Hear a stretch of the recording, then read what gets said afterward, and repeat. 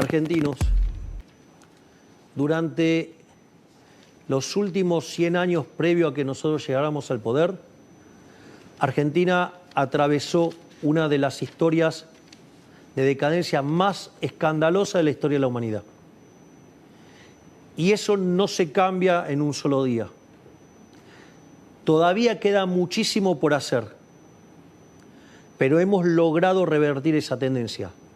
Terminamos con el déficit fiscal, estamos terminando con la inflación, estamos aniquilando la inseguridad, estamos devolviéndole libertad a los argentinos, estamos desregulando, estamos creando las condiciones para que Argentina sea grande nuevamente. Pero eso no se logra desde la silla eléctrica que está allá. Se logra el día que los argentinos decidan ser los arquitectos de su propio futuro. Es decir, los invito a ser parte de la reconstrucción de Argentina que haga a la Argentina grande nuevamente. Muchas gracias.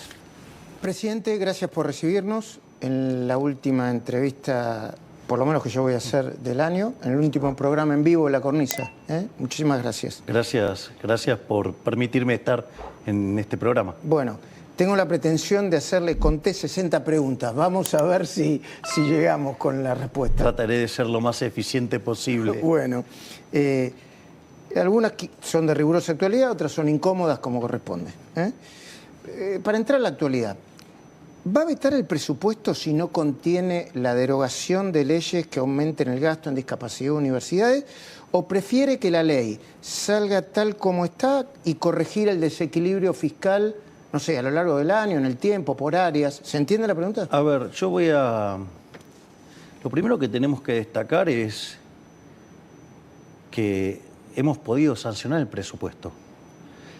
En la batalla del presupuesto hubo, 14 contiendas, por decirlo. 14. Claro, la primera fue lograr el quórum, y logramos el quórum. Segundo, logramos que se vote por capítulos, y después se votaron 12 capítulos, de los cuales se aprobaron 11. Por lo tanto, nosotros hoy tenemos media sanción del presupuesto. A mí eso me parece muy importante. Y hay algo que todavía es más importante, que ese presupuesto, que ya tiene media aprobación, está construido sobre la base de déficit cero. Es decir, que el superávit primario va a cubrir por lo menos el pago de intereses o más. Esto significa que, a la luz de cómo siga evolucionando el debate sobre el presupuesto, porque ahora está en el Senado, que ya tiene dictamen, que dicho sea de paso, ¿cuánto hacíamos que no veíamos esta productividad en el Congreso, no? 4 dictámenes en el Senado, ¿no? Porque está lo de los glaciares, está presupuesto, reforma está laboral, modernización laboral, ¿sí? Entonces, la verdad es que, estamos trabajando muy, muy bien. Entiendo que entonces la respuesta es que no lo va a vetar. Exactamente, nosotros tenemos presupuesto. Y lo que sí vamos a hacer es acomodar las partidas para cumplir con el déficit cero. Acá la política importante es el déficit cero. Lo más importante es el déficit cero. El 1,5 del PBI de superávit, como está planificado, por un lado lo va a conseguir por otro lado. Exactamente, sin subir impuestos.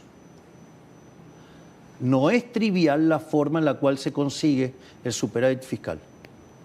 A ver, nosotros, esto también, es importante mencionarlo. Hoy, salió una nota del doctor Reidel, sobre cómo en la toma de decisiones yo utilizo el marco de las opciones reales. Y lo importante es que hay que entender es que hay un límite moral de qué se puede hacer y qué no se puede hacer. Para usted el límite moral es subir impuestos. Para mí... para un intendente de la provincia de Buenos Aires subir las tasas es una solución rápida, para usted es un límite moral. Es una aberración, claro. Le hago una pregunta, lo vamos a poner al revés. ¿Para usted robar está mal? Pues sí. Está bien. Está mal. Está mal. Bien, exacto. Para mí también robar está mal. Los impuestos, se cobran de manera... compulsiva, no son voluntarios. Dicho esto, cuando usted tiene déficit fiscal, el déficit fiscal en sí es inmoral porque usted de alguna manera lo va a financiar. Si usted lo financia con impuestos explícitos, digamos, o sea, le está metiendo la mano en el bolsillo a alguien, por decirlo de alguna manera. La segunda forma que usted lo puede hacer es engañar a la gente y hacerlo con impuestos implícitos. Una es la emisión monetaria, de generar inflación, con lo cual además tiene un impuesto extremadamente regresivo que golpea más fuerte a los más vulnerables. O sea, otra aberración. Y hay otra que es todavía más aberrante y más engañosa, que es utilizar la deuda. Porque cuando usted se endeuda, la deuda que son impuestos futuros, entonces usted la fiesta de hoy se la está cobrando las generaciones futuras. Entonces, lo primero que hay que entender es que el déficit fiscal es inmoral y que usted, digamos, cuando lo va a ir a financiar, está violentando, digamos, el derecho, digamos, de personas sobre su propia propiedad. Usted está alterando la propiedad. Entendí, no lo va a vetar, pero va a encontrar el Poder Ejecutivo. Vamos a buscar la forma, por todos los medios, de conseguir el déficit cero sin subir impuestos. Entiendo, sigo con la actualidad. La Libertad Avanza, el oficialismo, traicionó a Macri o al PRO al dejar a Jorge Triaca fuera de la Auditoría General de la Nación y poner y decidir que estuviera un kirchnerista, alguien de la Libertad Avanza y alguien que representa a los gobernadores. Algunos dicen que a Massa. Bueno, eso de que representa a Massa, digo, vienen molestando y fastidiando con eso como un mecanismo. ¿Fue una traición a Macri, como dicen algunos? No, yo no creo que fue una traición a Macri. Mauricio Macri.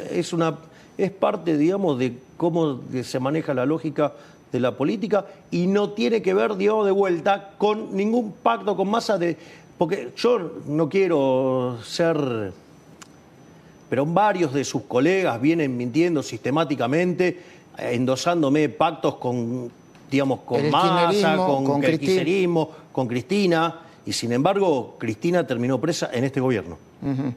Digo, para tener el detalle. Que la acaban de operar de apendicitis. Sí. O sea, que lo corté, supongo que no quita lo valiente, ¿no? Digamos, de vuelta, ella, digamos, es un problema de salud. O sea, yo, a ver... Supongo que le deseará una mejoría. No, pero claramente, o sea, yo no tengo digamos, yo separo lo político de lo humano. O sea, y como ser humano, digamos, recuerde que nosotros es el respeto, el derecho a la vida, la libertad y la propiedad. Con lo cual hay cosas en las que yo no me meto. O sea, yo puedo tener la peor y más aberrante de las opiniones políticas, pero yo no me meto con lo humano. Entonces, digamos, que tenga una pronta recuperación. Muy bien. Más actualidad.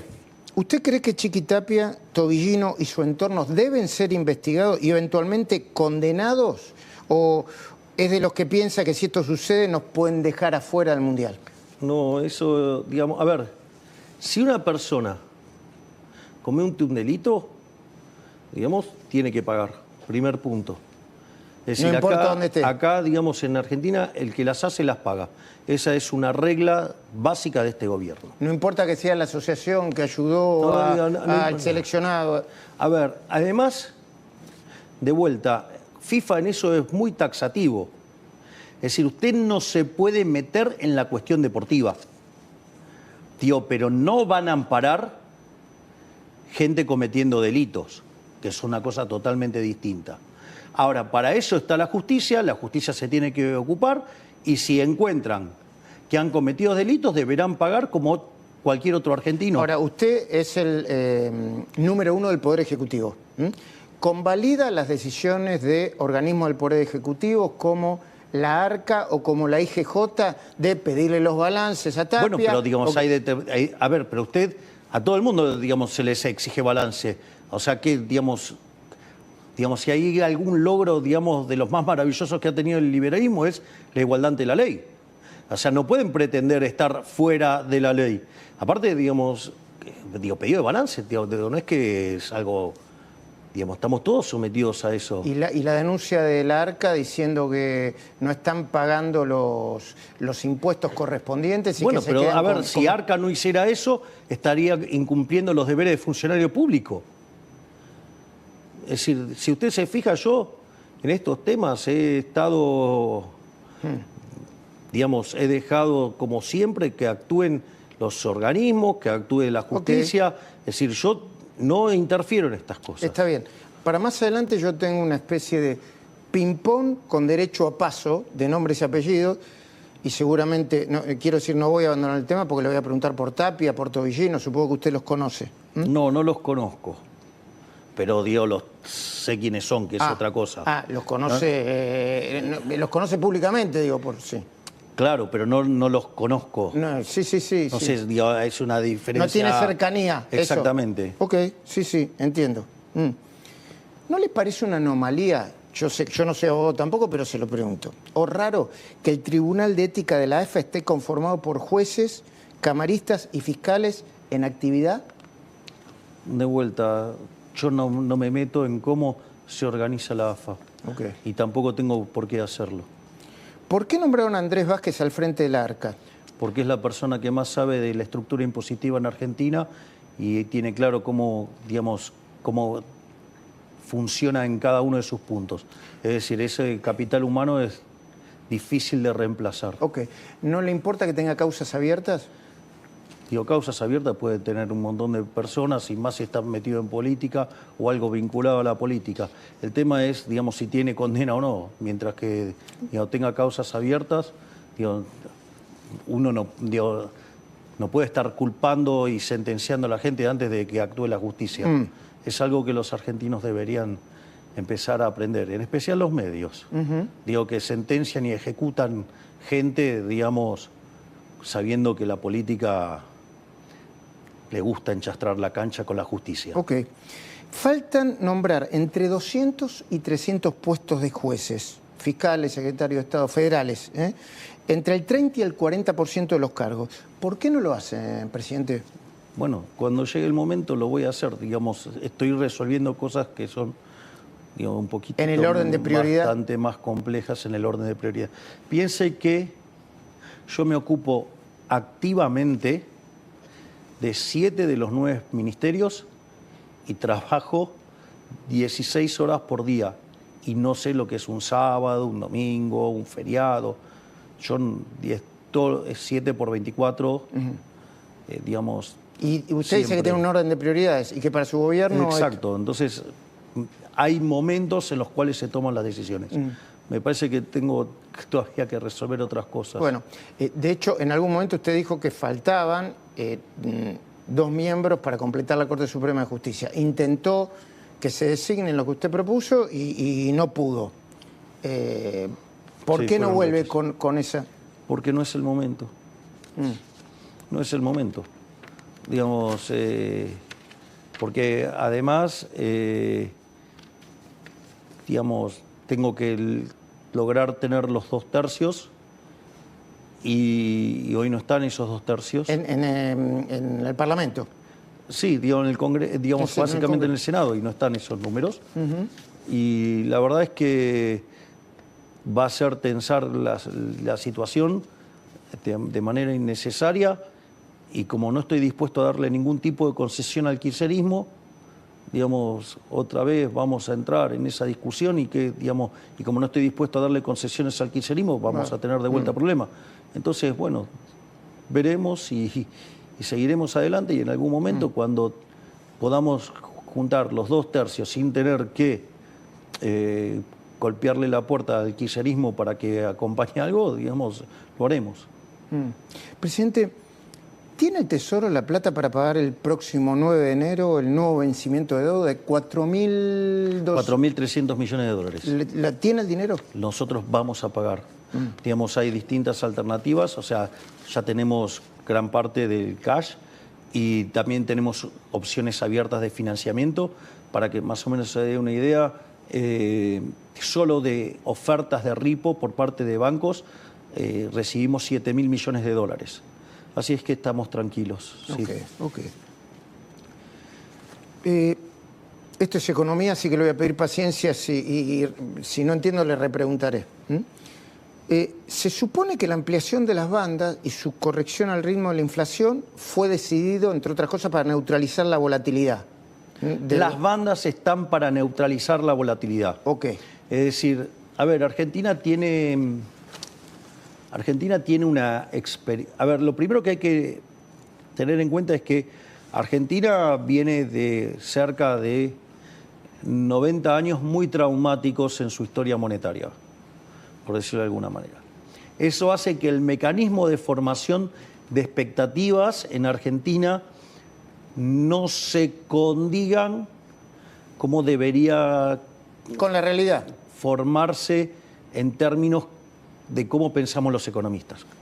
Digo, concretamente, a ver, el tipo de cambio es un precio más de la economía y consecuentemente está dominado por la dinámica monetaria y la cantidad de dinero. O sea, la cantidad de dinero es el ancla nominal de la economía y eso determina el nivel de precio de la economía. Ahora, el nivel de precios es un vector de precios donde uno de esos precios es el tipo de cambio. Con lo cual, uno diría, si yo fijé la cantidad de dinero, los precios quedan anclados. Eso tiene, digamos, hay cuestiones de rezago de la política monetaria. Un estudio reciente de la Universidad de Córdoba muestra que son 26 meses. No eran ni 18 nosotros ni creíamos 24. que eran entre 18 y 24. Son 26 meses. ¿Esto qué quiere decir? Si nosotros fijamos la cantidad de dinero, logramos, que fue cuando se terminó de sanear el Banco Central, a mediados del 24... A los 26 meses debería haber inflación cercana a cero. Cercana a cero, claro, exacto.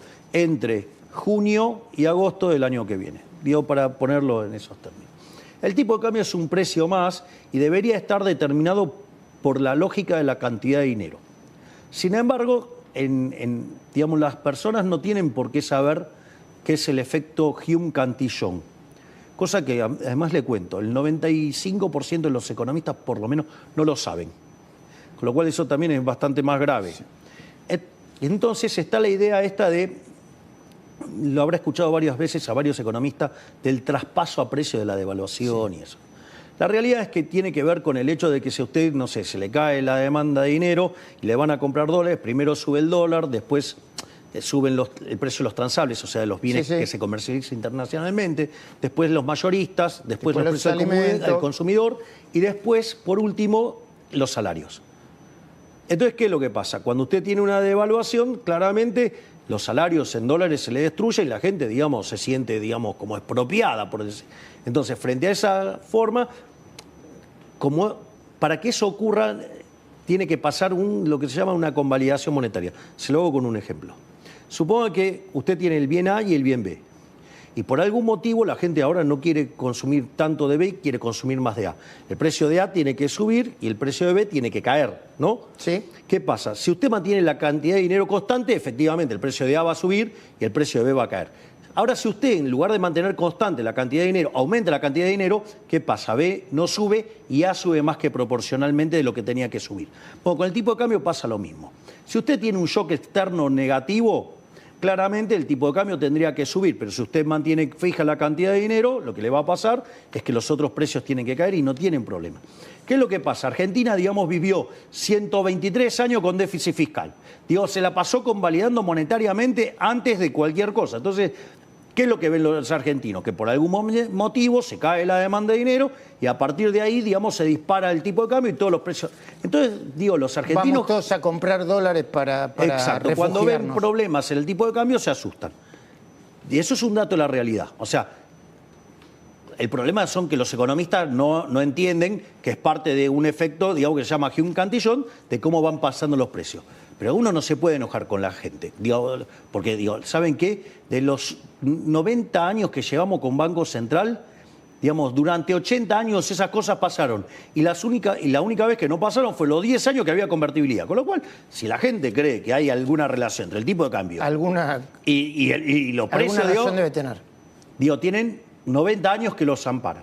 Ahora, lo que no ven es que, digamos, atrás de esto había déficit fiscal, que se emitía dinero y ya existía la convalidación monetaria. Entonces, la ampliación de banda sería para... No, pero vamos por parte. Sí. Entonces, nosotros hemos dejado de emitir dinero a mitad del año pasado, estamos padeciendo los efectos de los rezagos de la política monetaria, del sobrante monetario como consecuencia de que había controles de precios, digamos, como consecuencia, por ejemplo, de que había control de capitales.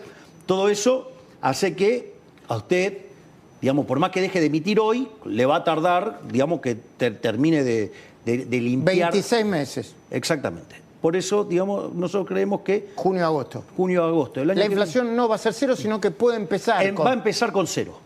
Pero fíjese esto, precios mayoristas, que es el que se anticipa, Está 1,3. contra el 2,5 del minorista. Entonces pasamos de... Claro, pero en el medio usted además tiene recomposición de precios relativos. O sea, a diferencia de otros programas ¿Y qué de implica estabilización... eso? Porque me dice, ¿qué implica que Las tarifas. el 1,3? A ver, por ejemplo, nosotros, a diferencia de otros programas, que el ajuste tarifario lo hicieron antes, nosotros lo hicimos durante Ahora. el programa. Sí. Digamos, o sea, no fuimos a engañar a la gente inflando la inflación de inicio para después mostrar otro éxito. Bueno, por eso cambió la canasta de gastos, ¿no? El peso de la canasta de gastos. Bueno, Las tarifas pasaron a ser... Eso, digamos, bueno, eso afectó, digamos, a cómo cambia la composición del consumo. Pero prefiero mantener la rigurosidad de la comparabilidad a que digan, digamos, que estamos tocando el índice. Ok. Digo, ese es otra discusión técnica. Pero dicho esto, nosotros esto lo hicimos haciendo un ajuste como nadie hizo en la historia. Nosotros hicimos esto, digamos, sin expropiar. Nosotros no hicimos plan Bonex. Nosotros no fijamos el tipo de cambio.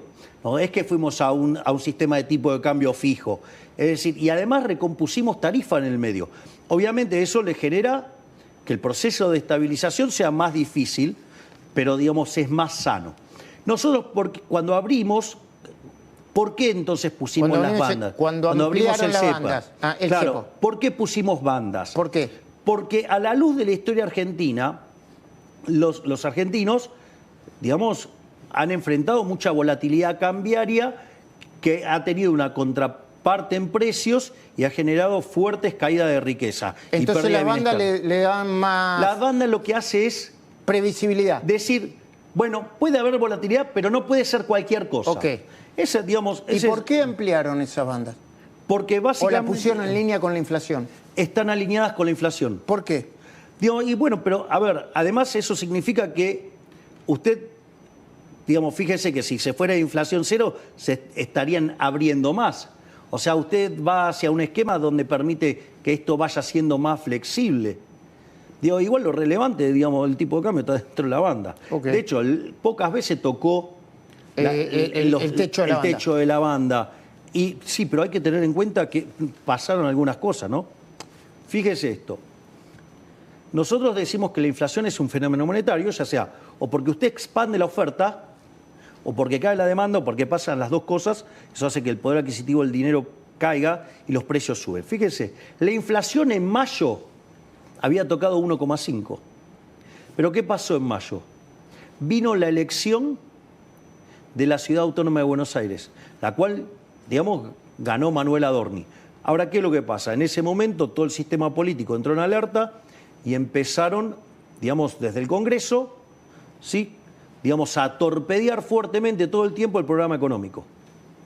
Es interesante esto, porque sí, es cierto que se aceleró y el último dato de minoristas dio 2,5, pero lo que hay que contemplar es lo siguiente. Nosotros, nuestra hipótesis es que cayó la demanda de dinero, ¿no?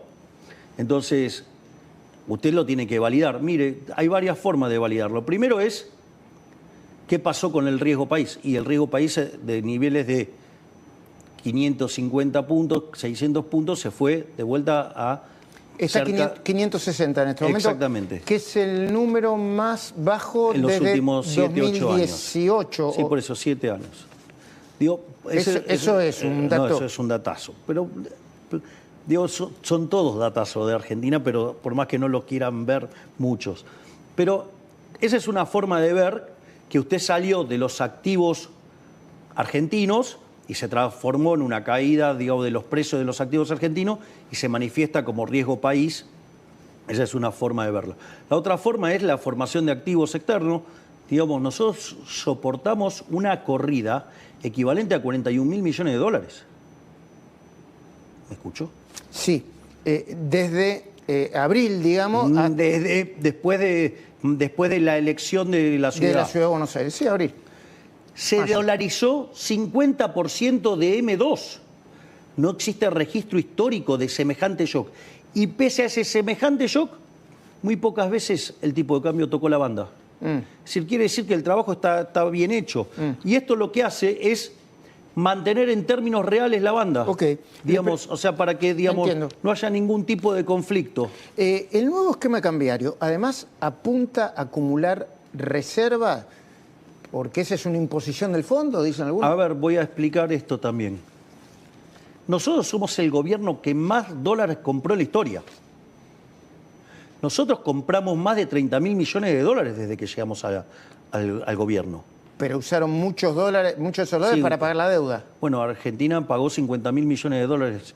Nosotros cuando O llegamos, sea, son el gobierno que más reserva acumuló y que más compró, que pero más deuda pagó. ¿y qué más deuda pagó? Nosotros cuando llegamos, la deuda consolidada entre el Tesoro y el Banco Central eran 500.000 millones de dólares. Hoy son 450.000 millones de dólares. ¿Con qué cree que lo pagamos? Con dólares, ¿Y a usted qué les parece? con reservas. Y compramos y con eso pagábamos, una parte. Eso es, digamos, por un lado. Ahora, ¿qué es lo que pasa? Porque es muy interesante, porque entonces ahora nosotros decimos que vamos a acumular reservas. Y lo vamos a hacer contra demanda de dinero. ¿Por qué? Cuando usted mira los niveles de monetización de Argentina son muy bajos, muy bajos. De hecho, la base monetaria, si usted mira los últimos por lo menos 10 años, 15 años, la base monetaria estuvo en torno a 9% del PBI, 10%. Es bajo digamos. eso. No, eso es lo que estuvo en general. Hoy ese número está en 4 o 6. ¿Y qué significa eso para lo que nos están viendo? Ese es el dinero, digamos, que ha emitido el Banco Central. O sea, que prácticamente no emitió.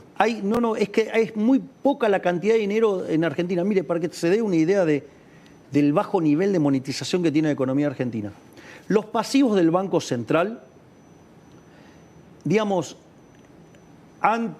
desde que pierde las pasos Macri, que habían llegado a 120.000 millones de dólares y después empiezan a caer fuertemente, en el último tramo del gobierno anterior oscilaban entre 35.000 y 45.000 millones de dólares. ¿Y por qué me cuenta esto? Hágame entender. Claro, porque hoy usted puede, el número de pasivos monetarios es un poco menos de 35.000 millones de dólares. Pero si usted limpia el efecto de que nosotros subimos los encajes durante el ataque especulativo, sí, digo, porque básicamente era una manera de generar demanda de dinero por parte de los bancos y frenar el ataque especulativo que estábamos teniendo. Cuando usted mira ese número, estamos en torno a 27.000 o 28.000 millones de dólares. El nivel de monetización de la economía es muy bajo. ¿Y eso es un dato positivo? Sí, pero no, es que es muy baja la cantidad de dinero. Eso quiere decir que usted tiene que remonetizar la economía.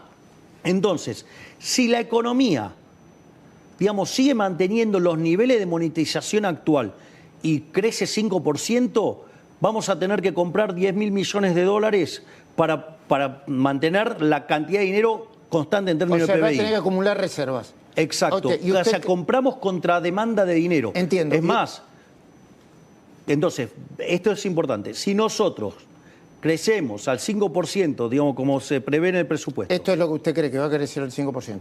Es lo que está, digamos, el consenso sobre lo que va a ocurrir. ¿Usted cree que va a ser un poquitito más? Yo, digamos, no hago pronóstico. Lo que digo es que en ese contexto,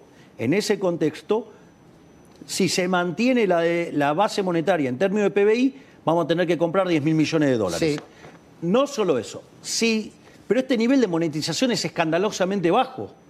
Por lo tanto, si la demanda de dinero sube algunas décimas, digo, el número para comprar son 17.000 millones de dólares. Entonces, tiene que ver con eso. Entonces, ahora sí vamos a poder acumular. Usted me está queriendo decir que las reservas podrían crecer entre 10.000 y 17.000 millones de dólares si pasa todo lo que se supone que tiene que pasar. Exacto. En condiciones normales de presión y temperatura, dado como está la economía hoy. De acuerdo. Números. Está claro, ¿no? Sí, condiciones normales de presión y temperatura, acorde a cómo está hoy. Le tiro un número y usted me dice qué significa o cuál es su lectura. Riesgo país más bajo de 2018, 560 puntos básicos. ¿Qué demuestra esto? Bueno, varias cosas. Una dejó en evidencia y en offside a muchos economistas cuando nosotros hablábamos de que había un riesgo cuca. Es decir, significa... ¿Sabe por qué? Le digo para... ya es casi gracioso, porque usted habla de riesgo Cuca como si fuera un dato de la macroeconomía. Riesgo Cuca. En los manuales va a figurar como riesgo Cuca. Bueno, es que no, usted está bien. escucha lee las discusiones internacionales del caso argentino y le dicen riesgo Cuca. Riesgo Cuca, claro. O sea, digo, quedó bien bautizado. Sí. Y está bien entendido. El riesgo país, usted lo puede mirar de distintas maneras. Uno es la sobretasa que paga Argentina respecto a Estados Unidos. Eso es. Exacto, eso digamos, o sea, es como lo entendemos todos. El número, digamos así, simple y llano. Sí. Entonces, la baja del riesgo país significa que las tasas de interés en Argentina van a bajar. Primer punto. Que puede volver el crédito. Bueno, de hecho está volviendo el crédito. De hecho, el crédito está volviendo. Ahora, el punto es que tiene otros significados también. Otro significado que tiene el riesgo país tiene que ver con la insolvencia potencial que tenga un país. Bueno, en ese caso, Argentina tiene déficit cero. Al tener déficit cero, eso significa que nosotros no vamos a tomar nueva deuda. Es decir, que el stock de deuda va a estar dado. Si usted el stock de deuda va a estar dado, significa que conforme la economía se mantenga constante o crezca, la relación deuda-producto es decreciente. Y usted dice que solvencia dice que tiene, porque los 4.000 y pico que deben ahora la va a pagar. Eso además es una cuestión de liquidez. Solvencia usted la asegura cuando tiene déficit cero. Con déficit cero significa que la relación deuda-producto es no creciente. Y consecuentemente usted es solvente intertemporalmente. Usted va a poder pagar su deuda. Lo que usted tiene que resolver es una cuestión de liquidez. O sea, cuando discutimos los 4.300 millones de dólares, lo que discutimos es una cuestión de liquidez, si tiene la no plata de solvencia. Sí. Exactamente. Es como, suponga lo siguiente, usted, no sé, usted tuviera por ejemplo, lo voy a poner, deuda de 100 pesos. No, lo voy a poner más fácil. Suponga que usted tiene ingresos en el año equivalentes a $1 millón, para ponerlo fácil. Sí. Sí, para que todo teniendo la medida, no tengamos que estar haciendo especulaciones sobre el tipo de cambio y demás. Ahora... Pero entonces, debo... No, espere, no. Vamos más fácil. Ya quería pagar la deuda rápido. Sí, yo. es más rápido que nosotros, seguro que no. Pero fíjese esto. Ahora, a usted no le da lo mismo cómo va cobrando ese millón. Si usted ese $1 millón lo cobra a fin de año, usted no puede, digamos, durante el año, ¿qué hace? Se muere de hambre. Claro. Entonces, ¿qué es lo que hace? Bueno, usted no tiene un problema de solvencia. Usted tiene un problema de liquidez. Entonces, hay un libro de riesgo crédito que es muy interesante. Usted no tiene plata, pero tiene un reloj de oro. O sea, usted tiene un problema de liquidez, no un problema de solvencia. Va, liquida el reloj de oro y se acabó. Eso, digamos, entonces, Argentina es solvente, va a pagar y está la cuestión de la liquidez. Obviamente que al nosotros, digamos, mostrar este nuevo esquema en el cual acumulamos reservas, evidentemente eso, digamos, disipa esos riesgos y por eso, digamos, cae el tipo de cambio y cae básicamente el riesgo país. El riesgo país. Y otra cosa, hay una restricción porque el mercado es poco profundo. Para más o menos que se dé una idea, en Chile se tradean por día 2.500 millones de dólares. Y acá 500, no. En Brasil, 4.500. Acá, entre 200 y 600 millones. Entonces, usted tampoco puede entrar al mercado y comprar. Claro. Si entra el Tesoro, ¿no? O el Banco Central. Sí. El mercado rompe todo. Exacto. Entonces, digamos, hay un tema de un límite del 5%. Porque si usted llega a estar tradeando, digamos, 200 millones, digamos, no va a ir a comprar 30 millones. Entiendo. La pobreza es el número más bajo de hace muchos años, 27,5. Es un logro espectacular. ¿Y cómo lo explica? Porque por un lado la gente dice, bueno, hay restricción del consumo, se consume cada vez menos. A ver, se consume cada vez menos y estamos en máximos históricos de consumo.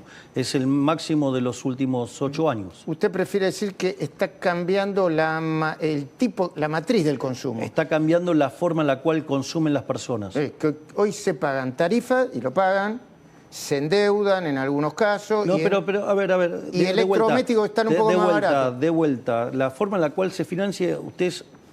No, que no confunda. Claro, no nos confundamos. Diga que yo estoy confundido, no hay problema. Pero de vuelta, si van a seguir haciendo los análisis sobre canales de venta que fueron modificándose, a ver, ¿por qué no se fijan, digamos, cómo evoluciona el comercio digital? ¿Por qué no miran los balances de Mercado Libre a ver cómo está funcionando el consumo? Entonces, me parece que es no entender que la economía ha cambiado, la forma en la cual las personas consumen cambiaron y que algunos indicadores que se usaban ahora dejaron de ser relevantes y juegan otros indicadores. Ok. Pero dicho sea de paso, usted se da cuenta, ¿no? 27,5% de la pobreza. Cuando nosotros llegamos y sinceramos la economía, en la frecuencia mensual saltó a 57%. Porque sinceramos el desastre que había dejado el kirchnerismo con los controles de precios, ¿sí? Digamos, entonces, la realidad, es decir, usted en la góndola no veía el efecto en precio de los bienes que no estaban en la góndola. Entonces, cuando usted lo sinceró, eso pegó un salto. Si además usted tenía una frecuencia semestral para medirlo, digamos, entonces, ¿qué pasa? Cuando tenía una variable creciendo, el promedio le subestimaba el número. Entonces, cuando usted la empieza a medir con frecuencia mensual, que es lo que nosotros, son mediciones que nosotros seguimos, y que, digamos, y las trabajamos activamente, sumado al sinceramiento de precios, la pobreza saltó al 57. Bajamos 30 puntos la pobreza. Sacamos, digamos, más de 13 millones de personas de la pobreza. Hoy el número de indigentes cayó debajo del 6%. Es decir, los avances son enormes. Es decir, es más, el salario real ha mejorado. Y el que más mejoró es el del sector informal. Y no solo eso, bajó el desempleo. Estamos en 6,6% de desempleo. Estaba el 6,9 la última medición, se fue al 6,6, pero con un aumento de la informalidad del 42,6 al 43,3%. Sí, es cierto. También se dio un aumento de la oferta. Esto se logró aún con un aumento de la oferta de trabajo. Y o sea, porque si usted, digamos, le aumenta la oferta de trabajo, para que no aumente el desempleo, tiene que crear más puestos de trabajo. Y no solo eso, pero eso es una prueba de lo que nosotros decimos que necesitamos modernizar la ley laboral.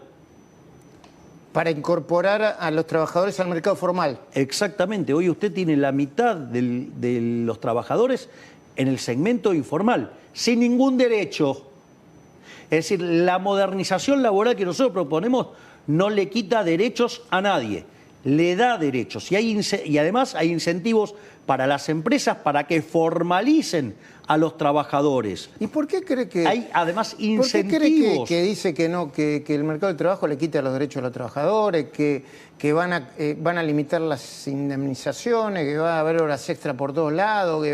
A ver, digamos, cuando usted avance en este tipo de cuestiones, claramente va a estar tocando intereses. Uno de los grandes problemas que tiene Argentina son las indemnizaciones, que están absolutamente desatinadas. La presunta, para que no me hagan juicio, mafia del fuero laboral. Bueno, entonces, ¿qué es lo que pasa? Una de las cosas que nosotros estamos haciendo es los honorarios de los abogados no van a ser proporcionales a las demandas. Que no estén atados a las demandas que ellos mismos fijan. Exactamente. Entonces, usted ahí, digamos, porque la indemnización sigue siendo la misma, sigue siendo un mes por cada año de trabajo. Es más, si usted trabajó más de 4 meses, digamos, ya le corresponde un año también. O sea, que no es que cambió eso permanece igual. Pero sí lo que cambia es los abusos que se cometían desde el Poder Judicial contra las empresas y que el efecto ¿cuál era? Que usted, digamos, tenía un juicio laboral y perdía la empresa. Claro. Entonces, lo que se hace es se corrige esto, además se bajan, digamos, las cargas patronales, además, no solo eso, sino que se crea un incentivo, por ejemplo, para que haya reducción de impuestos y, por ejemplo, digamos, devolución anticipada. Bajar ganancias, ¿no? Claro, y devolución anticipada de IVA. Eso es importante para los efectos de la caja, es tremendo. Entonces, eso lo que hace es... Entonces, lo que nosotros estamos apuntando es que se formalicen los trabajadores y que además haya más puestos de trabajo y con mejores salarios. Es decir, ¿Es antisindical la reforma laboral por el tema de las cuotas sindicales? No, yo no creo que sea antisindical. Digo, esto no es contra nadie, es a favor de que los trabajadores tengan más oportunidad de empleo y con mejores remuneraciones. Ahora, si usted está teniendo un privilegio, bueno, digo, nosotros, digamos, con esos privilegios... ¿Un privilegio como cuál? Y, por ejemplo, esto digo de la forma en la cual se fijaban los honorarios de los abogados. Digo, entonces o los peritos de las ART. Claro, entonces usted tenía un incentivo a romper todo. Entonces fíjese que cuando usted apareció en las ART, la cantidad de accidentes cayó un 90%. ¿Y por qué? Porque se había terminado, digamos, una maniobra fraudulenta que ¿a quién termina perjudicando eso? Al trabajador, supongo. Al trabajador. Entonces, esto es en favor de los trabajadores. Bueno, entonces usted sabe, hay gente que tiene algunos beneficios, algunas prebendas, y obviamente que cuando usted toca esas prebendas, eso genera que haya sectores que hacen ruido. Bueno, obvio, digamos, es parte de la vida, pero por eso el punto es el siguiente. Usted tiene un despido, usted fija una indemnización. ¿A usted le parece que una indemnización puede ser justa a punto tal de que termine quebrando una empresa y deje afuera al resto a otras familias sin familia? Perdón, sin trabajo. ¿No le parece una cosa absolutamente injusta? Sí. Entonces, me parece que claramente esos privilegios están mal. Bueno, obviamente que el que pierde el privilegio se va a enojar. Entiendo. Desde que usted asumió cerraron 20.000 empresas y se perdieron 154.000 puestos de trabajo formales. ¿Y entonces cómo es que bajó el desempleo? ¿Y cómo es que se crearon 250.000 puestos de trabajo? Usted, digamos, tiene que mirar el agregado. Algunas empresas cierran y otras se crean. Otras, claro. Digo, ¿qué es lo que caracteriza a este gobierno? Y nosotros nos jactamos de eso. ¿De qué? De que hace muchas reformas estructurales. Nosotros hicimos 13.500 reformas estructurales. Digo, no existe registro histórico en el mundo de algo así, de semejante tamaño de reforma. Ahora, cuando usted hace eso, ¿qué cree que pasa? Y la estructura de precios relativos cambia. Si la estructura de precios relativos se está cambiando, la asignación de recursos, digamos, asociada a ello, cambia. Y cuando pasa eso, usted va a estar creando puestos de trabajo en un lado y va a estar destruyendo puestos de trabajo en otro. Va a crear empresas en un lado y se van a destruir en el otro. En el neto, ¿qué pasa? Estamos mejor. Digo, ¿por qué? Porque la tasa de desempleo bajó. El PBI está en su máximo histórico. Usted lo que me está diciendo en el fondo es lo que dice el profe de Pablo, que siempre lo que pasa con la economía, el crecimiento es heterogéneo. Es heterogéneo. Y que hay algunos sectores que le va mejor y otro peor. Claro, lo que pasa es que hay muchos economistas de una formación profesional muy precaria que hacen macro pre-1968, con un solo bien, con un solo periodo. Con todo respeto, presidente, está con un nivel de elegancia y sin adjetivación comparado con el del año pasado que parece otra persona. Pero continúe, por favor. No, lo importante es que se me entienda. No, se entiende perfectamente. Entonces, usted tiene economistas que creen en una economía de un solo periodo, con un solo bien, con un solo consumidor. Es muy precario. No es muy profesional. Entiendo. No, bueno, era la economía que se hacía hace muchísimos años. Hay algunos que evolucionaron, que ¿vio la discusión esa entre la micro y la macro? Sí. Bueno, es una micro, esa discusión... Es del 70, ¿no? 70 y pico. Exacto, es precámbrica, por decirlo de alguna manera. Es pre-1968. En realidad, la macro bien hecha, que es lo que se llama equilibrio general. Contiene la micro. Contiene la micro. La macro es la suma de la micro. Entonces, cuando usted hace lo que se llama equilibrio general, digo, los economistas serios, mire, hay un libro hermoso, perdón que cite libros, que se llama La economía en una lección, que es de un autor que se llama Henry Hazlitt, brillante. Digo, todos los libros de Hazlitt los recomiendo todos, pero en este en especial. Dice, ¿cuál es la diferencia entre el buen economista y el mal economista? El mal economista, mira un solo bien en un solo periodo. El buen economista mira no solo un bien, sino todos los otros bienes, y no solo en un periodo, sino de acá al futuro. Es decir, técnicamente hace equilibrio general e intertemporal.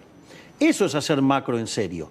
Entonces, si usted tiene un cambio en la composición, en la matriz de la economía, por el motivo que usted quiera, sí, usted va a tener que tener reasignación de recursos. Okay. Entonces, está claro que a un sector le va a ir mejor, a otro le va a ir... Es parte de la vida. Ahora, si usted quiere, si no, en pos de cuidar al sector de carretas, sigamos haciendo carreta y pongámosle impuestos a los que consumen auto.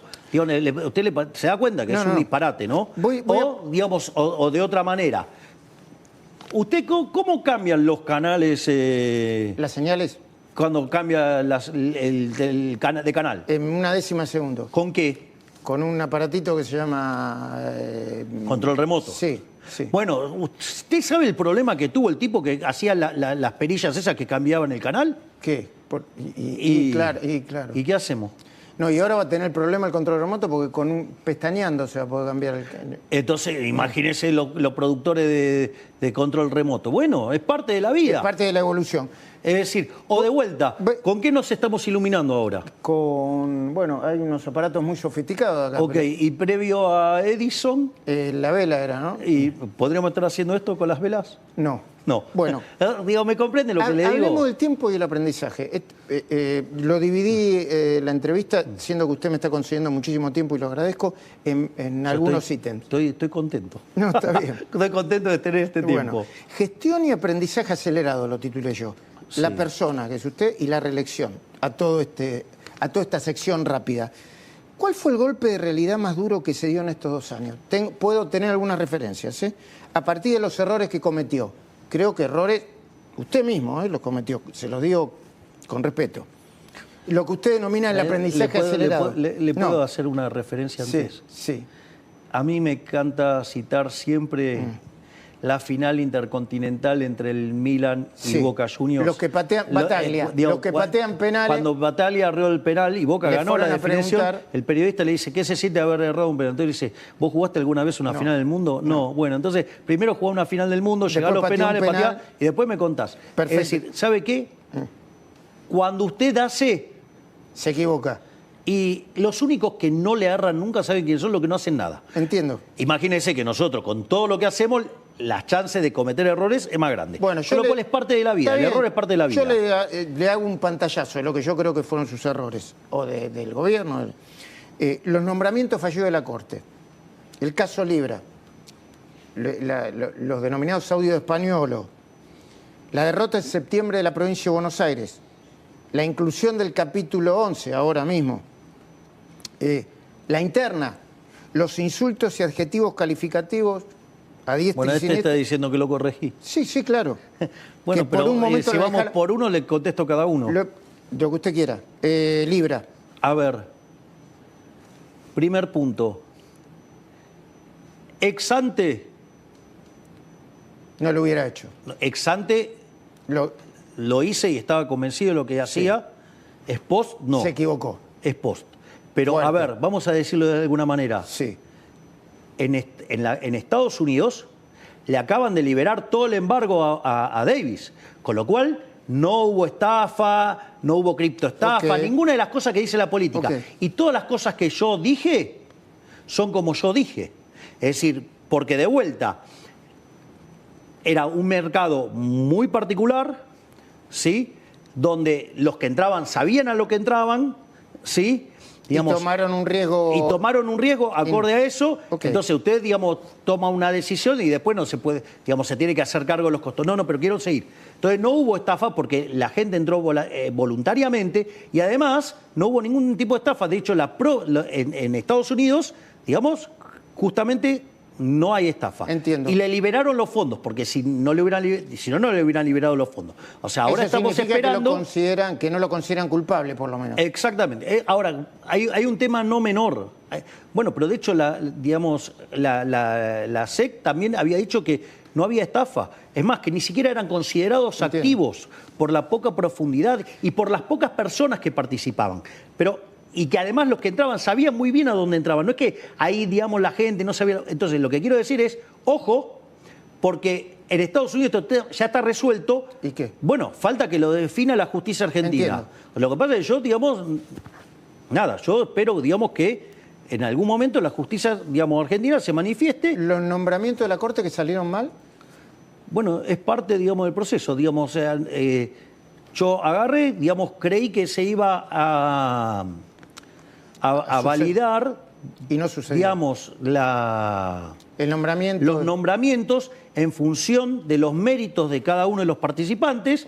Y creí que, digamos, había posición constructiva en términos de que, a ver, digo, yo entiendo, digo, usted puede tener distintas discusiones, pero, a ver, porque yo sé que se planteó una discusión en torno al juez Lijo, que dicho sea de paso, digamos, con la experiencia en narcoterrorismo, digamos, un juez, digamos, que tenía, digamos, experiencia como juez federal, digamos, o sea, un juez penal, o sea, digo, con lo cual tenía un montón de activos en su favor para sostener ese nombramiento.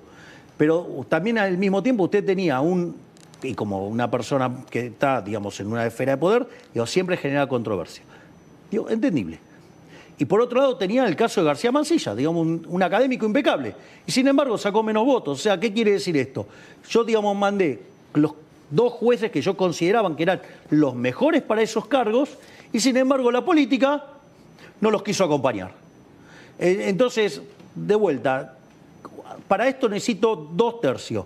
Mientras que el kirchnerismo en el Senado tenga más de 1 tercio, no puedo enviar jueces. Entiendo. Digo, ahí tiene el learning. El aprendizaje. Y, sí, perdón. ¿El caso de Españolo? Bueno, fíjese, digamos, que el propio Españolo dice que son falsos. Y de hecho ya la causa va por otro lado. Digamos, porque además hay un problema, y claro, que además no tiene los crudos. Esto es de una gravedad enorme. Por ejemplo, mire, le voy a decir cómo, por ejemplo... Entiendo lo que dice, ¿eh? No, sí, pero usted lo entiende, pero, digamos, si me permite, se lo voy a explicar al público. Por supuesto. A ver, usted, digamos, yo le voy a hacer una pregunta. ¿Cuál es mi ideología? Anarco-libertario. Bueno, por eso, pero está claro que soy liberal-libertario, ¿no? Sí. O sea, no hay duda. Le hago otra pregunta. ¿Qué chances hay de que yo haga un discurso en favor del comunismo? No. 0. Más bien que no. Sin embargo, en algún momento, a título de cargada, circulaba un video donde yo hacía un discurso a favor del comunismo. Le quitaron y le agregaron lo necesario. Cortaban y pegaban pedacitos y armaron eso. Imagínense hoy con inteligencia artificial directamente. Yo he estado viendo, por ejemplo, creo que... Maduro. Lo hizo este chico Andy Olivera, ¿puede ser? Sí. Digamos, las cosas que estaría prohibiendo para esta Navidad. Es muy divertido. Sí. Y usted lo escucha y soy yo, digamos. Sí. O sea, y le juro que no soy yo. Pero al margen de eso, entonces usted tiene un problema grave ahí, digo, que no tiene los crudos. Porque, fíjese, Un problema en el origen de la prueba, dice usted. Por ejemplo, y otro tema más. No, bueno, después, pero Españolo dice que mintió, que eso es mentira, que no es cierto. Entonces, dicho esto, que es interesante, igual yo aviso que lo miro por lo que va saliendo en los medios. Sí. O sea, entonces, fíjese, esto es muy interesante. Por ejemplo, usted podría encontrar una definición donde el Papa diga Dios no existe. Fíjese, entonces el Papa declara, hay algunas personas que creen que Dios no existe. Usted agarra, corta la frase, deja Dios no existe. El Papa dijo Dios no existe. Entonces, digo, de esa cosa está llena. Digo, los periodistas son especialistas en hacer ese tipo de cosas. Digo, qué sé yo, digamos, he escuchado y he visto periodistas, por ejemplo, mostrar a mi hermana en Oslo con una camisa leñadora y criticar cómo estaba vestida mi hermana. Y encima están los videos de mi hermana entrando conmigo, digamos, a la ceremonia del Premio Nobel de la Paz de María Corina Machado. Entonces, digo, y aparte eso ocurrió justo 3 semanas antes de una elección. Raro. Bueno, se llama campaña negativa. Ok. Es más, yo le voy a decir algo, porque esto perdón, que... No, le preocupa, evidentemente. En temas cosas que creo que la sociedad tiene que saber. Antes usted podía hacer una campaña negativa y, digamos, eso está medido, usted lo hace 3 semanas antes, pasó tal cual, 3 semanas antes, entonces eso genera un impacto. Y eso claramente tiene un impacto electoral. Usted puede parecerle correcto o incorrecto desde el punto de vista ético y moral hacer campaña negativa. Es una cuestión. Ahora, pero si usted tiene un esqueleto en el ropero y usted va a una elección y su rival consigue el esqueleto y lo muestra, bueno, usted le tendrá que explicar a la sociedad que tenía ¿Por qué tiene ese cadáver? Y en el claro, ropero? exacto. Y después entonces la gente elegirá o no. ¿Qué es lo que, digamos, la mejora que hizo a esta metodología el socialismo del siglo XXI? Primero fue la mentira. Entonces, a usted le inventaban un esqueleto en el ropero. No lo tenía, pero se lo inventaba. Entonces usted tenía que agarrar y explicar que no... Que no lo tenía. Imagínese que en un debate, digo, que usted tuvo que arrancar explicando, ya, digo, eso es una ventaja, digamos, con la adicional. que ellos... Por eso, fíjese, cuando yo tuve la elección presidencial, toda la campaña negativa, yo me tenía que estar todo el tiempo dedicando a demostrar que todas las cosas que decían eran mentira. Hoy, afortunadamente, con 2 años de gestión, puedo decir, ¿se dan cuenta que todo lo que dijeron de mí es todo mentira? Que la venta de órganos, que la venta de armas, que digamos, que iba a cerrar las universidades, que iba a cerrar los hospitales. No pasó nada. Y hay otra vuelta más que inventaron, que es plantar material que puede hacer verosímil la mentira. Y eso requiere un trabajo. Entonces, lo que hay que comprender es que... No solamente el esqueleto, sino, no sé, los guantes que se puso para poner el esqueleto en la... Claro. En el ropero, dice. Y es como que... Entonces tiene que explicar usted que no usaba guantes. No, es como que de repente, digamos, a usted le van y le allanan el auto por droga y le encuentra droga. Usted nunca tomó droga. Y no, fue y se la tiraron antes de hacerse el allanamiento. Entiendo. Entonces, digo, es un tiempo muy complicado y la izquierda está dispuesto a todo. Ok. Parte de eso, digo, es el kirchnerismo. El kirchnerismo, digo, es el socialismo del siglo XXI, es la filial local. Y dentro del aprendizaje... No tiene ningún problema en hacer ese tipo de cosas. Ok, dentro del aprendizaje, ¿aprendió a dejar de enojarse y Soy adjetivar? como Walt Disney. ¿Cómo está Walt Disney?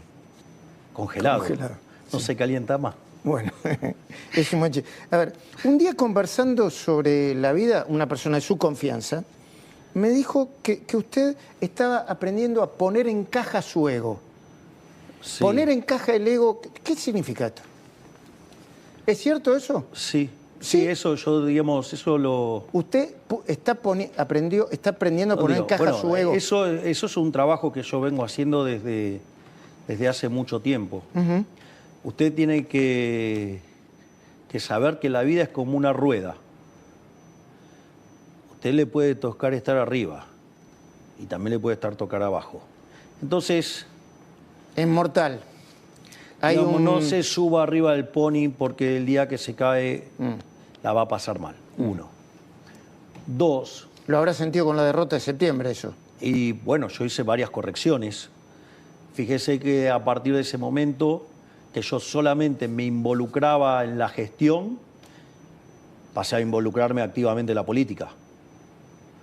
Digo, no es un tema menor. No solo eso, esto también es un estabilizador automático muy importante.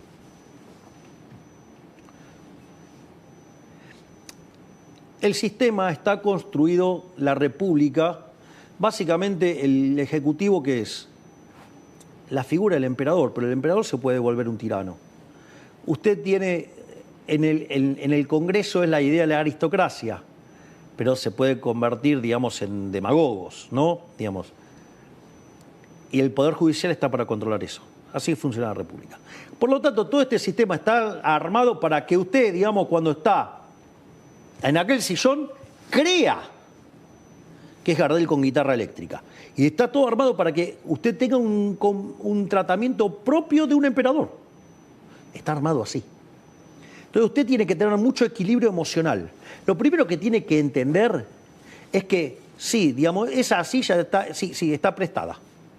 Es decir, a mí me votaron para que durante 4 años yo ponga 2 cosas, digamos, era la demanda esencial. Bajar la inflación, lo que estoy haciendo, y terminar con la inseguridad. Fíjese, los piquetes de 8.000 a 0. Argentina hoy es el país más seguro de América Latina. Tiene los mejores índices, digamos, en materia de seguridad. Llevamos la criminalidad a los niveles más bajos de la historia. O sea, con lo cual estamos cumpliendo. O sea, la gestión está respondiendo a lo que nos pidió la gente. Ahora, aún así, aún así cuando usted esté obteniendo logros, o sea, que bajamos la inflación, que la economía crece, que se crearon puestos de trabajo, que salieron más de 13 millones de personas de la pobreza, el que el riego país, todo lo que quiera, todos los indicadores. Eso aún, cuando lo acompañen los números, no le da crédito para subirse al pony. Yo le voy a... Y ahí hay varias cuestiones.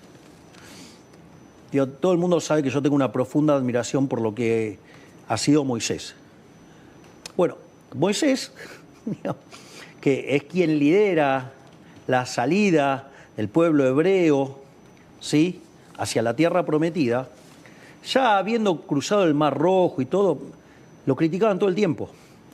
Fíjese, si se levantaba temprano, Le decían que estaba peleado con Séfora, con la mujer. Si se levantaba tarde, decían que estaba haraganeando. Si se levantaba en tiempo, digamos que no tenía nada que hacer.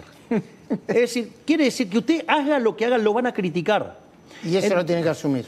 Y eso lo tiene que incorporar, y que lo único que importa es ir por el objetivo. Entonces, por ejemplo, yo estoy comprometido en que Argentina sea el país más libre del mundo. ¿Por qué? Porque los países que son más libres son 12 veces más ricos que los reprimidos, tienen 25 veces menos de pobres en el formato estándar, 50 veces menos en el formato extremo, la gente vive 25% más, la calidad de vida es mejor. Ok, entonces vamos camino ahí. Cada ministro tiene que acomodarse a ese objetivo y cada uno de sus ministerios tiene que obrar para ese objetivo, sujeto, que esto es importante, a las restricciones éticas y morales que impone el liberalismo, que usted no puede violentar ni el derecho a la vida, ni a la propiedad, ni a la libertad. Eso no es menor. Es decir, cuando yo tengo que cerrar las cuentas públicas, no las subo vía impuestos, porque eso yo le estoy vulnerando la propiedad. Si no baja el gasto. Porque usted considera el impuesto... Que los impuestos son un robo. Una especie de estafa legal, aceptada, convalidada. No, bueno, digamos, o sea, usted puede tener cosas legales, pero que no son legítimas. E inmorales. No sé, digamos, o sea, entiendo. Yo puedo agarrar y digamos, sacar un decreto y digo, a Luis Majul le voy a sacar el 100% de los ingresos. Sí. Y eso es una aberración. Y sí. Y bueno, entonces... Va a tener que ir a la corte. No, está bien, no, pero está bien. No. Pero lo que digo es que si se lo hiciera, digamos, a Javier Larari, que nos está hoy acompañando, digo, también está mal, aunque a usted no le impactara. Pero recién me habló y eso es importante, digamos, que tengamos en cuenta el concepto de libertad y que hay cosas que están mal, aun cuando se las hagan a otro. Entiendo. Aun cuando se le hagan a otro que usted no quiere. Me habló de reelección. ¿Usted tiene el deseo de ser reelecto? O, no, usted puso el tema de la reelección. Ok. Ahora se le pregunto, ¿tiene el deseo de ser reelecto? A ver, a mí los argentinos, bajo el formato institucional en el cual yo fui elegido, que esto es importantísimo, porque he escuchado algunos rumores, digo, que me parecen que no me conocen. ¿Qué rumores? Digo, cambiar la Constitución para por ser ejemplo, eterno. que me parece un delirio. Sí. Me parece un delirio, pero ahora después voy a explicar. A ver, a mí me eligieron bajo un formato institucional. ¿Usted cambia las reglas, digamos, termina el primer tiempo, cambia las reglas de juego? No. No, ok, listo. Las reglas de juego son el las formato constitucional dice 4 años se podía presentar a otro con opción mandato. a 4 más. O sea, de vuelta, mi vida política son 4 años en la presidencia u 8. En el caso mío, además, una vez que termine la política, a mí no me ven más. Sí. O sea, yo podré tener 4 años, podré tener 8 y después no participo más. Sí. Porque yo le voy a explicar. Esa silla eléctrica de allá, Sí. bueno, ahora tiene la camiseta de estudiante, pero, No, ya sé, pero hay otra por allá. No, y además, primero hay que pasar la motosierra, perdón, la cámara, no sé si primero la motosierra, después la cabecera de Esta es la mesa en la que trabajo cuando estoy acá en Casa Rosada. Y yo no uso la silla eléctrica, ¿le dice Yo no usted? uso el sillón de Rivadavia. Ok. Digamos, eso sirve para tener el ego en caja también. Ok. Y entonces, la silla eléctrica es absolutamente idiosincrática. Sí. Entonces, las restricciones que uno enfrenta, yo sé cuáles son las que enfrento. Ok. Y Entonces, digo, opinar de afuera... No, ya sé. Usted lo que dice es que podré ser reelecto en la medida que me dé En la medida que la gente quiera. En la medida que me dé la nafta A ver, para presentarme y que me vaya bien. A ver, yo le propuse a la sociedad un programa de gobierno. Nosotros actuamos tan rápido que logramos todos los objetivos en 2 años. Por eso arrancamos con las reformas de segunda generación. Y fíjese lo activo que está el Congreso, ¿no? Digo, ¿por qué? De vuelta, presupuesto, digamos, modernización laboral, reforma tributaria, ¿sí? Ley de inocencia fiscal, digamos, glaciares, digamos, aumento de penas en el Código Penal. Y no termina ahí. Digo, mire lo que es el Consejo de Mayo, todas las cosas que hay. Y no sabe todo el montón que tenemos. Sí. Entonces, nosotros no vamos a ceder un ápice en ser el gobierno más reformista de la historia. Ahora, entonces, ok, como ya cumplimos todas las promesas que hicimos en la campaña, ahora vamos por las de segunda generación. Bueno, cuando llegue el momento, digamos, de las próximas elecciones, bueno, ahí, digamos, evaluaremos si tiene sentido que siga o no, y después, quien va a determinar si sigue o no es la gente. Así que, digo, es más fácil. No, acá no hay que hacerse tanto problema. Entiendo. O sea, bueno, competencia. Ahora le voy a proponer un juego. Sí, ya me dijo antes, el tema ese del ping-pong. Del ping-pong, sí. Pero ping-pong con derecho a paso. Ping-pong de nombre con derecho a paso. Perdón, y yo lo voy a entender, por restricciones políticas, porque no quiere, o porque va a poner una cara determinada y responderá con comunicación no verbal, con respeto, ¿no? Trump, y estoy pensando en el Trump que dijo que la Libertad Avanza ganó las elecciones gracias a su apoyo. Pero le digo Trump. Gardel con guitarra eléctrica. Maduro. Un narcoterrorista dictador que infecta a todo el continente de una manera... Ojalá que caiga, que Venezuela recupere la libertad y ojalá se sepa todo lo que hizo. Venezuela y el socialismo del siglo XXI es a la amenaza de la vida democrática lo que fue Cuba en los 70. Corina Machado. Un héroe. Lula. Paso. Katz. Un gran amigo y alguien que tiene conciencia de lo que está enfrentando. Pedro Sánchez. Socialismo del siglo XXI. Gustavo Petro. Comunista y con algunas cosas bastante oscuras en su pasado. Cristina Kirchner ya me dijo deplorable. Digamos, junto a quien fue su marido, lo peor que le pasó a la historia argentina por el daño cultural que hicieron. Porque el peronismo de Perón generó un daño cultural enorme. Pero uno podría haberlo entendido en la lógica siniestra de la época, donde por un lado estaba el capitalismo, por otro lado el comunismo, el fascismo era la tercera vía. Digo, yo no lo comparto, porque es una filosofía que está en mis antípodas. Entiendo.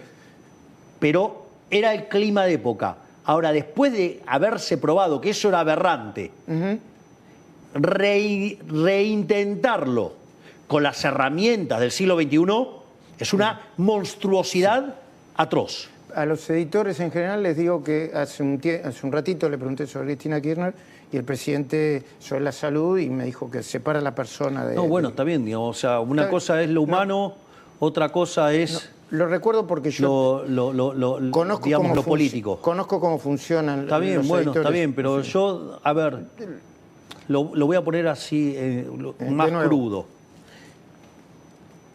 Me niego rotundamente a que por estar en política me convierta en una basura de persona. Es decir, no adhiero a aquellos políticos que creen que en política vale todo. Entiendo. Para mí no vale todo. O sea, los límites morales son infranqueables. Claudio Tapia. Diego, creo que está destruyendo el fútbol argentino en dinámica. Sebastián Verón. Un elegido. Es decir, es una cabeza no convencional. Ok. Messi, El mejor de todos los tiempos. de todos. Ok. De todos. De todos. Scaloni. Messi es imposible. Scaloni es un fuera de serie. Es un fuera de serie. Es decir, ¿sabe lo difícil que es gestionar egos? Sí, Y, un poquito sí. bueno, pero él tiene a los mejores del mundo Sí. y tiene que gestionar eso.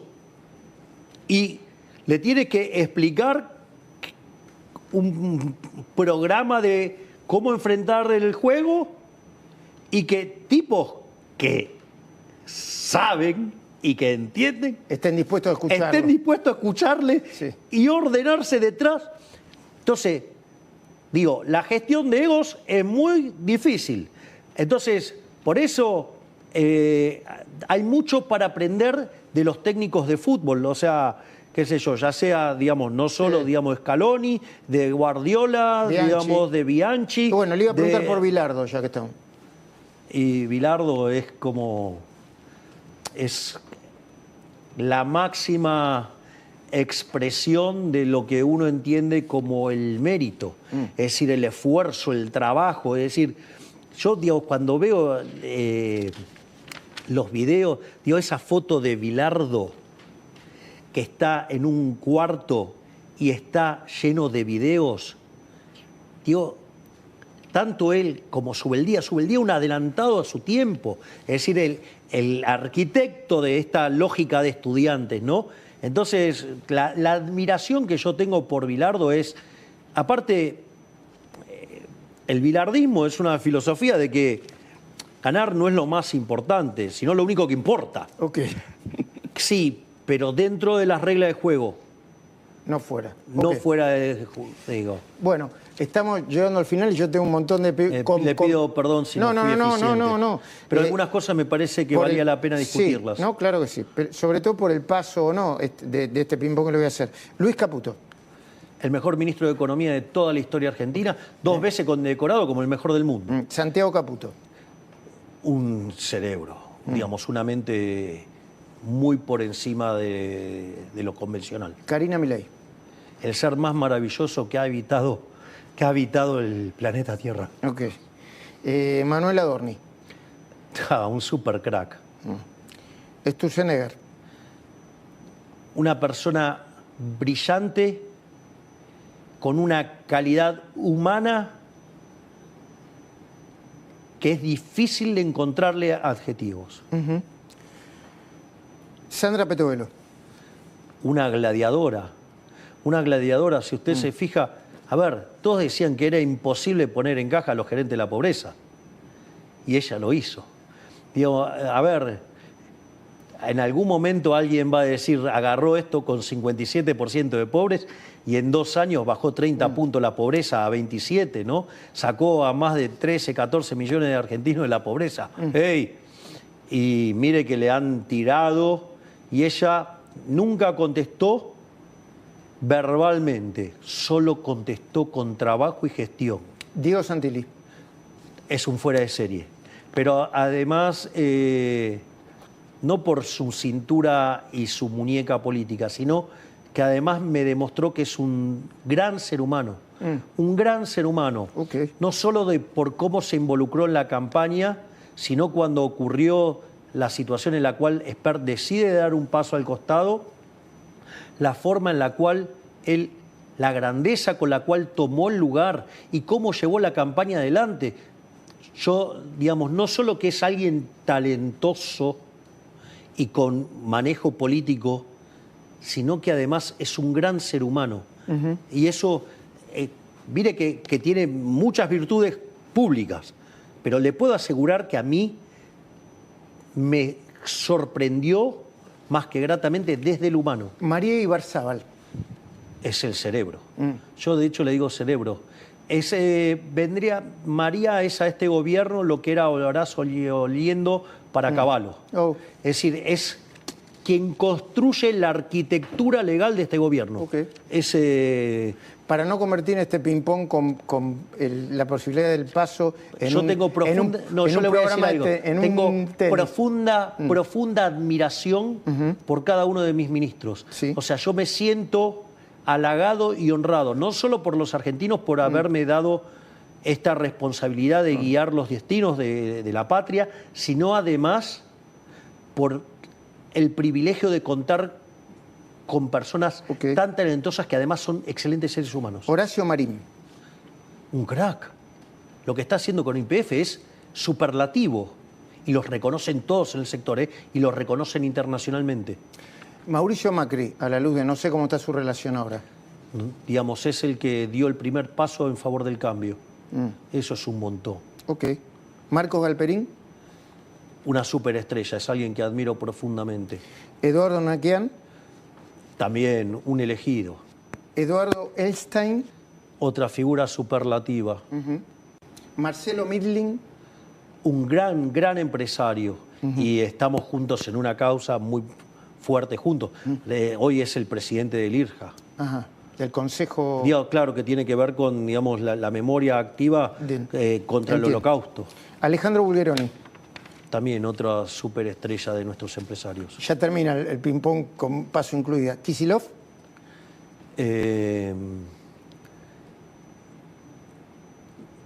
No quiero ofender a los asnos y a los simios. Tendría una categoría bastante más abajo. Bueno. Grabois. Me parece deplorable Grabois porque además es un profundo hipócrita. O sea, él no tiene ningún problema de mentir y ensuciar. Bueno, digamos, es la característica del kirchnerista.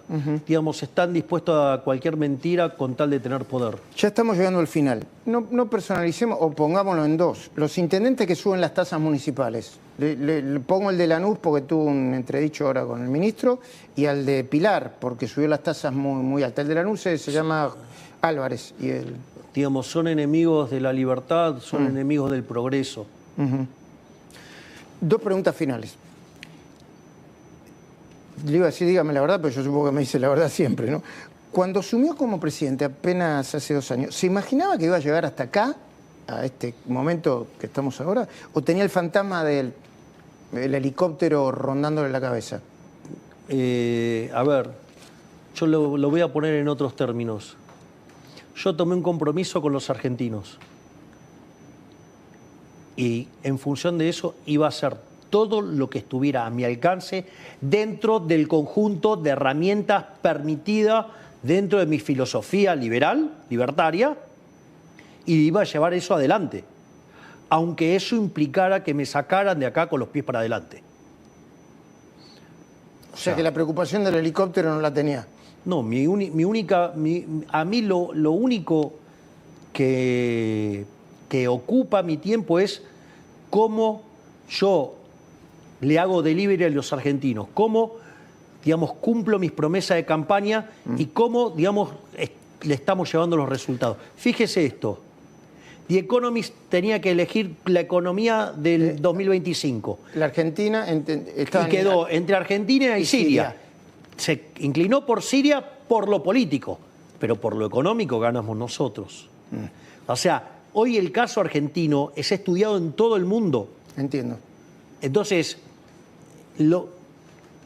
a veces es muy difícil tomar conciencia histórica de lo que uno está haciendo. Afortunadamente, yo estoy rodeado de personas muy talentosas que son los grandes arquitectos de este milagro. Yo solamente soy el que fija el norte. Ya pasaron 2 años. ¿Cómo imaginan los próximos 2 años? Una síntesis, dígame, si no vamos a tardar 2 años más. A ver, es el momento... A ver, hemos pasado el momento bisagra. Ahora es el momento de empezar a construir la Argentina grande nuevamente. Veníamos de 100 años de decadencia. Hubo oscilaciones. Nosotros logramos quebrar esa tendencia decadente y empezamos el momento de crecer.